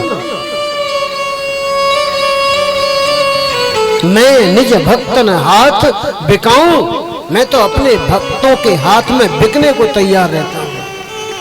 मैं निज भक्तन हाथ बिकाऊं, पग धोऊं, रथ हाँकूं, माजू बासन छान छबाऊं। अगर भक्त मेरो कहे निरंतर, बेचे तो मैं बिक जाऊं। भगवान तो आपका कोई भी रिश्ता मानने को तैयार है। तात मात गुरु सखा, ठाकुर गुरु शिष्य, ठाकुर चेरा, कोई भी संबंध भगवान से आप मान लो। भगवान को पुत्र ही मान लो आप। ब्राह्मण देवता ने कहा कि हमने भी बहुत पढ़ाई पढ़ी है, बहुत शास्त्र हमने पढ़े हैं, ये उपदेश हमें नहीं अच्छा लग रहा है। अगर देना है तो एक पुत्र हमें दे दो, आप संत हो। संत के पास जो माला झोली होती है ना, उस माला के एक एक मनके में 1,000 पुत्र होते हैं। एक पुत्र दे दो, ये दया हमारे ऊपर कर दो। भगवान तो देने आई थे, संत जी को दया आई, झोली में से निकाल करके एक फल दिया कि लो इसे अपनी ब्राह्मणी को खिला देना, 9 महीने के पश्चात तुम्हें पुत्र की प्राप्ति होगी। ब्राह्मण देवता उस फल को लेकर के आए, ब्राह्मणी के हाथों में ला करके दिया, लो ये एक संत का प्रसाद है, संत का आशीर्वाद है, आप इसे खाओ, आपको पुत्र रत्न की प्राप्ति अवश्य ही होगी। ब्राह्मण देवता तो चले गए अपने काम को करने के लिए। अब यहां से बेईमानी शुरू होती है। देखिए बेईमानी प्रारंभ होती है, और जिसकी जड़ में बेईमानी है वहां सुख कहां से होगा, वहां चैन कहां से होगा, वहां आनंद कहां से होगा? वहां तो कष्ट ही कष्ट होंगे, दुख ही दुख होंगे। धुंधली ने उस फल को हाथ में लिया, विचार कर रही है, सोच रही है कि मैं इस फल को खाऊंगी, मैं इस फल को खाऊंगी तो मेरा पेट बढ़ जाएगा, खाने पीने का परहेज करना पड़ेगा, नहीं पाऊंगी। घर में अगर डाकू आ गए तो भी मैं बच नहीं पाऊंगी, और पेट बढ़ जाएगा। बच्चा जब होता है तो पेट बढ़ता है। अगर कहीं मैं मर गई तो क्या होगा? ऐसे कुविचार उस धुंधली के मन में आ रहे हैं, और कुविचारों को करते करते उस धुंधली ने वो फल नहीं खाया। कपड़े बांध ले, अपने पति को ऐसा दिखा कि मेरे पेट में, मेरे गर्भ में बालक है। झूठ मूठ को कपड़े बांध ले और देख मेरे पेट में गर्भ है, मेरे गर्भ में बालक है। मैं समय आने पर ये बालक तुझे ला करके दे दूंगी, तू मुझे धन दे देना। बच्चे का सौदा गर्भ में ही कर दिया कि मुझे धन दे देना, मैं तुझे अपना बच्चा दे दूंगी। बेईमानी हो गई शुरू। देखिए यहीं से बेईमानी शुरू हो रही है। समय आया, बहन के पुत्र हुआ, बहन ने पुत्र रातों रात में ला करके दे दिया। ब्राह्मण देवता को पता भी नहीं लगा। प्रातः काल शोर मचा दिया कि धुंधली के पुत्र हुआ है, पुत्र हुआ है, आदमी को पुत्र हुआ है। पूरे नगर में शोर हो गया।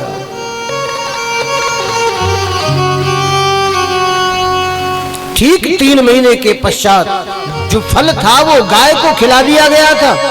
गाय के भी एक मनुष्याकार बालक पैदा हुआ, मनुष्याकार बच्चा पैदा हुआ। गोकर्ण जी ने उस गाय के बच्चे को देखा है तो बड़े प्रसन्न हुए। गौर वर्ण इतना सुंदर बच्चा, गाय के मनुष्याकार बच्चा, केवल उसके कान जो थे वो लंबे लंबे थे, गऊ के जैसे कान थे, इसलिए उसका नाम रखा गया गौकर्ण। गऊ के जैसे कान, गऊ के जैसे कर्ण, गौकर्ण। और इस पुत्र का नाम, बेईमानी से जो पुत्र आया है उसका नाम देखिए। आत्मदेव जी कह रहे हैं देखो देवी, हमारा नाम है आत्मदेव, हम अपने इस पुत्र का नाम रखेंगे परमात्मा देव। क्या कह रही है धुंधली? धुंधली कह रही है अजी वाह, पुत्र तुम्हारा थोड़ी है, पुत्र तो मेरा है, मैं इसका नाम रखूंगी, मेरा नाम है धुंधली, मैं अपने इस पुत्र का नाम रखूंगी धुंधकारी। और धुंधकारी उस पुत्र का नाम रख दिया। यथा नाम तथा गुण, जैसा उसका नाम है वैसे ही काम करने लग गया। छोटे छोटे बच्चों को खेलने के बहाने ले जाता है और गांव के बाहर जो कुएं हैं उनमें जाकर के धक्का मार देता है। कई बच्चे इस प्रकार से मार दिए। शमशान में चला जाता है, मुर्दे के हाथ से छुआ हो जा अन्न है ना, उस अन्न को भी खा लेता है। धीरे धीरे और बड़ा हुआ है, मदिरा पान करने लग गया, जुआ खेलने लग गया, लोगों को मारने लग गया। वैश्याओं के जाल में, कुलटा स्त्रियों के जाल में फंस करके घर का जो धन था, पंडित जी ने जितना भी कमाया था वो सब धन नष्ट कर दिया। एक दिन माता को मारा पीटा कि तेरी जलती हुई लकड़ी से खबर लूंगा, बता धन कहाँ है, कहाँ छुपा के रखा है, सोना चांदी निकाल के दे। माता के पास कुछ बचा नहीं था। रोज की क्लेश घर में होती है। पिताजी रोते हैं कि ये कहां से आ गया। भगवान से प्रार्थना करते हैं प्रभु क्या क्या संत का यही आशीर्वाद है, संत का यही प्रसाद है। ये कुपुत्र मुझे आपने क्यों दे दिया, ये मुझे इतना कष्ट देता है।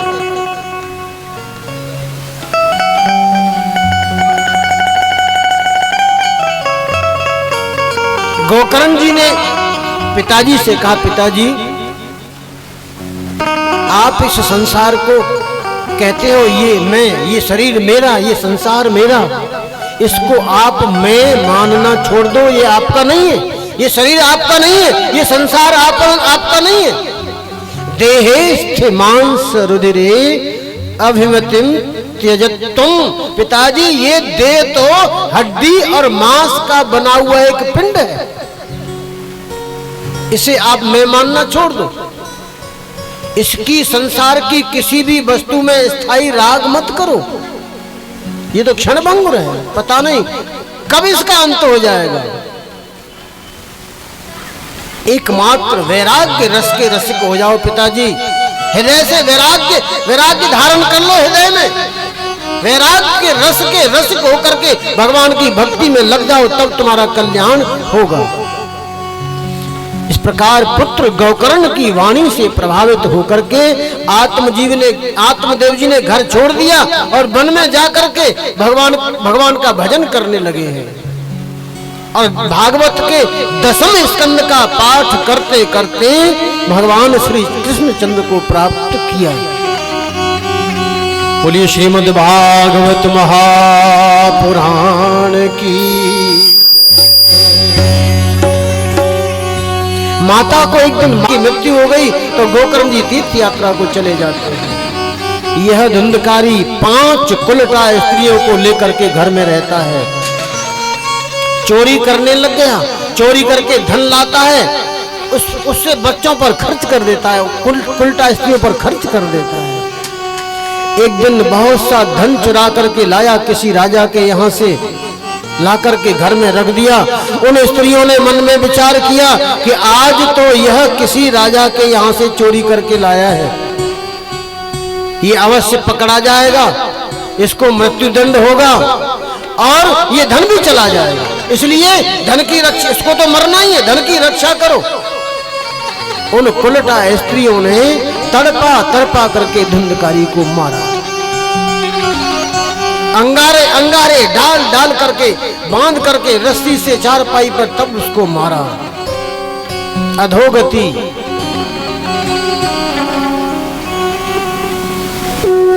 और उस धन को लेकर के वहां से चंपत हो गई, चली गई। बहुत समय व्यतीत हो गया। गोकर्ण जी को पता चला है अपने भाई की मृत्यु का समाचार, तो गोकर्ण जी ने गया जी में जाकर के श्राद्ध किया। जिस जिस तीर्थ में जाते हैं वहां उस तीर्थ में अपने भाई के लिए श्राद्ध करते हैं। बहुत समय के पश्चात एक दिन लौट करके आए हैं अपने नगर में, अपने घर में सायंकाल पहुंचे हैं। रात्रि को विश्राम कर रहे हैं तो अनेक प्रकार के दृश्य दिखाई दे रहे हैं। कभी वो धुंधकारी प्रेत बन गया था, तो कभी हाथी बन जाता है, कभी भेड़ा बन जाता है, कभी बकरा बन जाता है, कभी इंद्र बन जाता है। ऐसे ऐसे भयानक रूप दिखा रहा है गोकर्ण जी को। गोकर्ण जी ने मन में विचार किया, ये कौन है? गोकर्ण जी ने अपने हाथ में जल लिया, उसे अभिमंत्रित किया और छिड़क करके मारा। तो बोलने लग गया, रोने लगा, हे भाई, मैं तुम्हारा भाई हूँ धुंधकारी। मैंने अनेक प्रकार के अधर्म किए, पाप किए।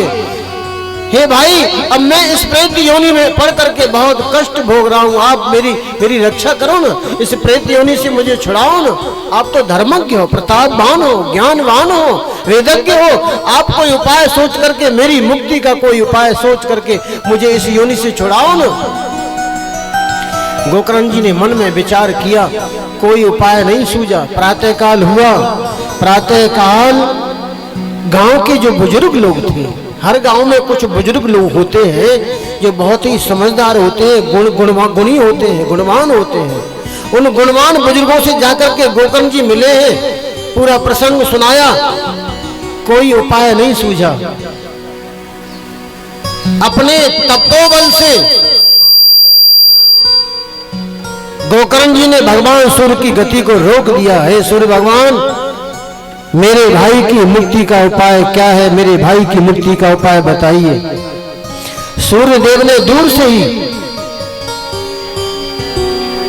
कहा, हे गोकर्ण जी, श्रीमद् भागवत महापुराण की कथा अपने भाई को सुनाइए। श्रीमद् भागवत महापुराण की कथा को सुन करके प्रेत योनि से छुटकारा तुम्हारे भाई को मिल जाएगा। गोकर्ण जी ने श्रीमद् भागवत महापुराण की कथा सुनाई। एक श्रेष्ठ ब्राह्मण को श्रोता बनाया, कथा कहना आरंभ किया। धुंधकारी आकर के बैठ गया था। एक बांस खड़ा हुआ था, उस बांस के नीचे के छिद्र में आकर के धुंधकारी बैठ गया था, कथा सुनने लग गया।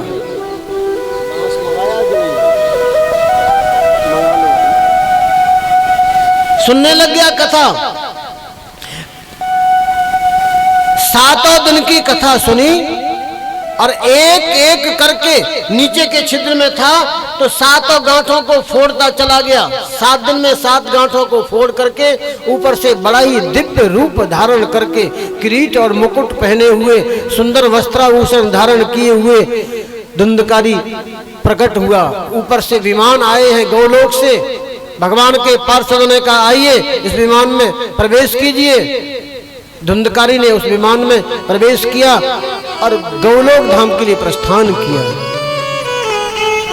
वहां जितने भी भक्तजन बैठे हुए थे, उन भक्तों ने प्रार्थना की, प्रश्न किया कि हे गोकर्ण जी, यहां तो सबने समान रूप से कथा सुनी है, तो सबके लिए विमान क्यों नहीं आया?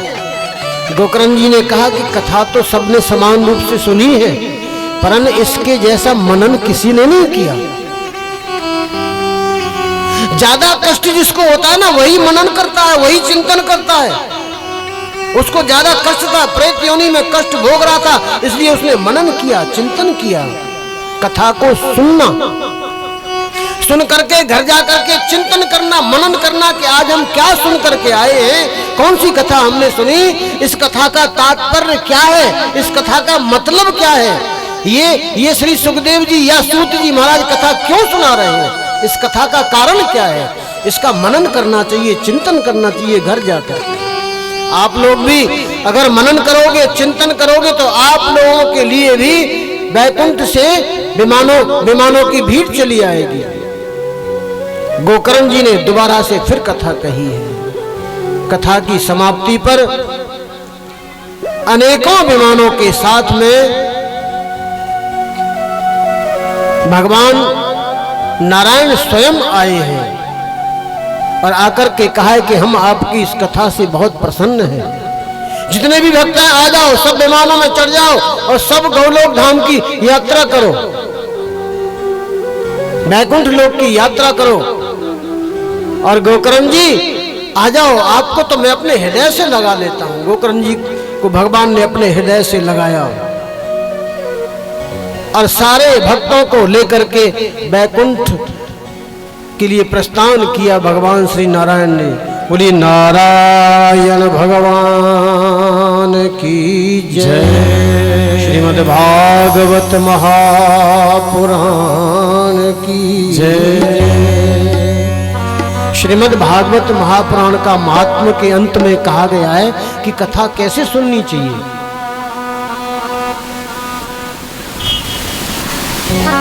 एक तो श्रीमद् भागवत महापुराण के समक्ष खड़े होकर के हाथ में एक नारियल लेकर के भगवान से प्रार्थना करनी चाहिए कि हे देव, मैं इस संसार सागर में भटक रहा हूं, इस भटकाव से मुक्ति पाने के लिए मैंने आपकी शरण ली है। हे केशव, मैं आपका दास हूं, आप मेरी रक्षा करें। और 7 दिन का यह जो भक्ति अनुष्ठान है यह सांगोपांग पूर्ण हो, ऐसी मेरी मनोकामना है। दूसरे, 7 दिन तक निराहार रहना चाहिए, हो सके तो। जीवन भर खाना है, जीवन भर खाया है, खाते ही चले आ रहे हैं और खाते भी रहेंगे, लेकिन कुछ नियम अगर साध लिए जाएं, कुछ नियम अगर बना लिए जाएं तो इससे हमारा कल्याण ही होगा। ये जीवन हमको तपस्या करने के लिए मिला हुआ है। हमारे जितने भी बड़े बड़े देवता हैं, ब्रह्मा विष्णु महेश, ये सब कठिन तपस्या करते हैं। कठिन तपस्याओं के द्वारा ही इस संसार को चला रहे हैं तीनों देवता। तप बल रचे प्रपंच विधाता। ब्रह्मा जी तपस्या के बल से इस संसार की रचना करते हैं। तप बल विष्णु सकल जगताता। तपस्या के बल से भगवान विष्णु इस जगत का पालन करते हैं। तप बल शंभु करें संहारा। तपस्या के बल से ही भगवान शिव इस संसार का संहार करते हैं। इसलिए तपस्या हमारे जीवन का मुख्य अंग है, हमें तपस्या जरूर करनी चाहिए। तो 7 दिन तक फलाहार रहना चाहिए, वैसे तो निराहार रहना चाहिए, दूध पी करके रहना चाहिए। दूध पी करके नहीं रह सकते तो फलाहार कर सकते हैं दोनों समय। फलाहार से भी काम नहीं चलता तो एक समय भोजन कर लो, अन्न खा लो, एक समय फलाहार कर लो। इससे भी काम नहीं चलता भैया तो दोनों समय भोजन कर लो, लेकिन कथा में बैठने में समस्या ना हो। ऐसा ना हो कि दोनों समय भोजन करके आए और कथा में बैठने में समस्या हो, बैठा ही नहीं जाए कथा में। तो नियम यही है कि भूमि पर सोए, ब्रह्मचर्य का पालन करें और फलाहार करें, तब जाकर के आपको श्रीमद् भागवत महापुराण की कथा को सुनने का फल प्राप्त होगा। तो श्रवण करने की विधि समझाई और यहां से श्री सूत जी महाराज प्रथम स्कंद में प्रवेश कराते हैं।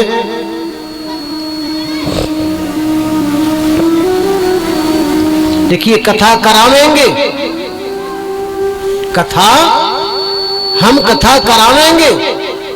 सीटी मार रहा हूं भैया।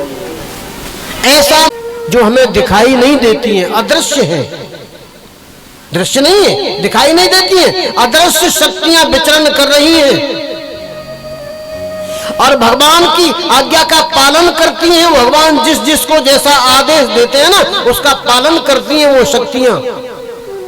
जो लोग भगवान की शरण में रहते हैं वो शक्तियां उनकी रक्षा करती हैं। और जो जो जो लोग भगवान से विमुख रहते हैं, कथाओं से विमुख रहते हैं, भगवान के मंदिरों से विमुख रहते हैं, भगवान के कथा में, यज्ञ में, मंदिर बनाने में कोई बाधा पहुंचाते हैं तो वो जो आसुरी अदृश्य शक्तियां हैं वो उनको कष्ट देती हैं, अनेक प्रकार से उनको सताती हैं, कष्ट देती हैं।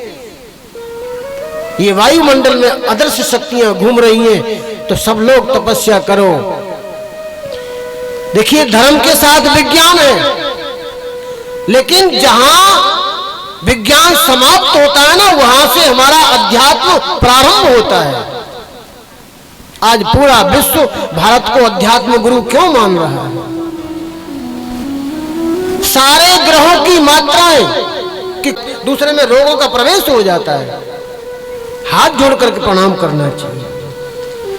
जो बच्चा प्रातः काल उठ करके माता पिता और गुरु को प्रणाम करता है ना, उसे आयु, विद्या, बल और यश, ये चार चीज अपने आप प्राप्त हो जाती हैं। ये सब श्रीमद् भागवत महापुराण में अंकित है। निगम कल्पतरो मृतद्रव संयुतम्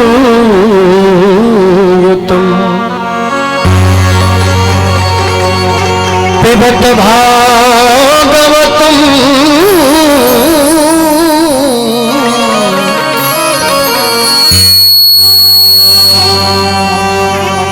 रसमालयम् मुहुरहो रसिका विभावुका।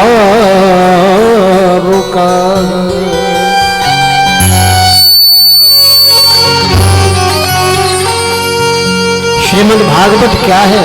कृष्णे ब्रह्मण्ये धर्मवर्मणि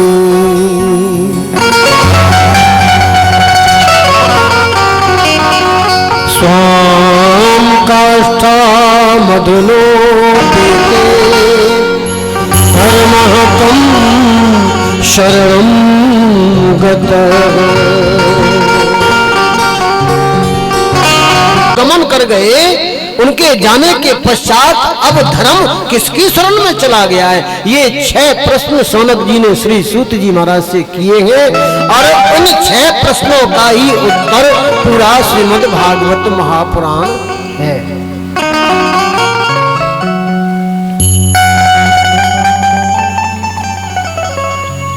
आज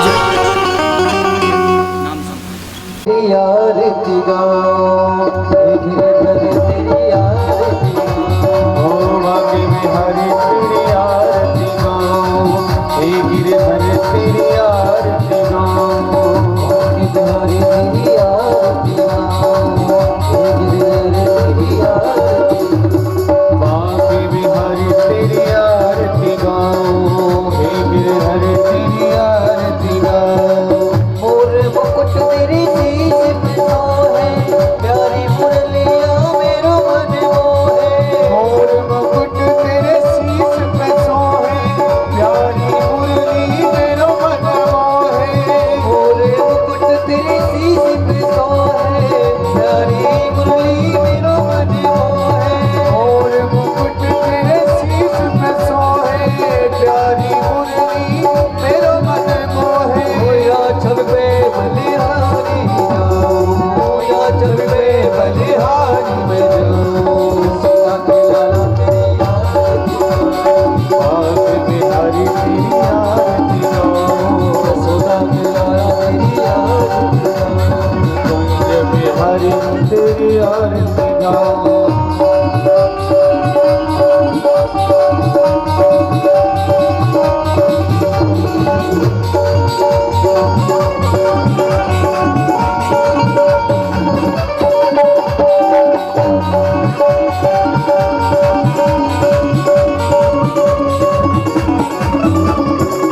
चरणों से निकली है गंगा प्यारी, चरणों से निकली है गंगा प्यारी, सारी दुनिया तारी, जिसने सारी दुनिया तारी, जिसने सारी दुनिया तारी, जिसने सारी दुनिया तारी, जिसने सारी दुनिया तारी, जिसने सारी दुनिया तारी। उन चरणों की बेदर पाओ, उन चरणों को बलि बलि जाओ।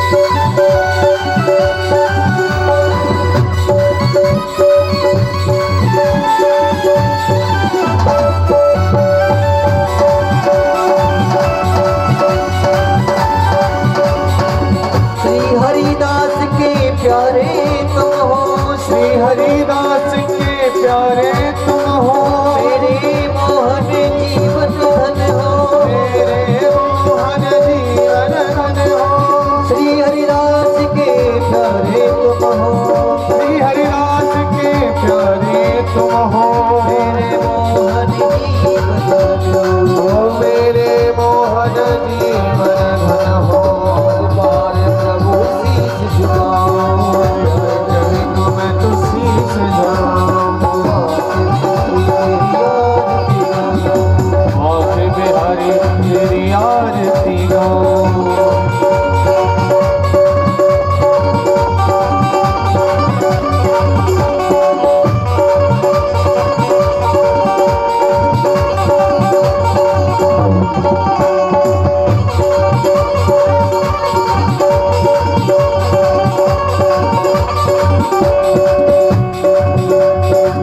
दास अनाथ के नाथ आप हो, दास अनाथ के नाथ आप हो, सुख दुख जीवन प्यारे साथ आप हो, सुख दुख जीवन प्यारे साथी आप हो, सुख दुख जीवन प्यारे साथ आप हो, सुख दुख जीवन प्यारे साथी आप हो। जन्म जन्म तेरी भक्ति गाऊं, जन्म जन्म तेरी भक्ति गाऊं, सुना के डाला तेरी आरती गाऊं, बाज बिहारी तेरी आरती गाऊं, के डाला तेरी आरती गाऊं, बाज बिहारी तेरी आरती गाऊं। संगी सोहे वशवानी दुलारी, संग सोहे वशवानी दुलारी, संगी सोहे वशवानी दुलारी, संग सोहे वशवानी दुलारी।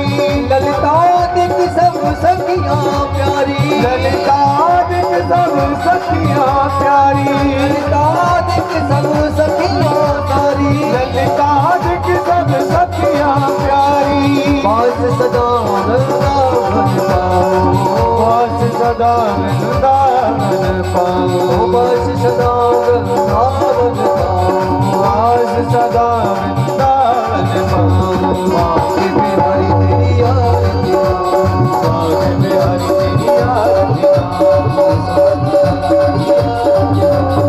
सदा प्यारा तेरी आरती गाऊं। पूरे आरम करुणावतारम, संसार सारम भुजगेन्द्र हारम, नाम संत दीनयार दृष्टि भगवान शरणं नमामि। तमेव माता जगता तमेव, तमेव बन्धु जगता तमेव, तमेव सर्वं मम देवदेव, तेरे सर्वं मम देवदेव। बाके बिहारी तेरी आरती गाऊं, बाके बिहारी तेरी आरती गाऊं, सदा के लाला तेरी आरती गाऊं, सदा के लाला तेरी आरती गाऊं, बाके बिहारी तेरी आरती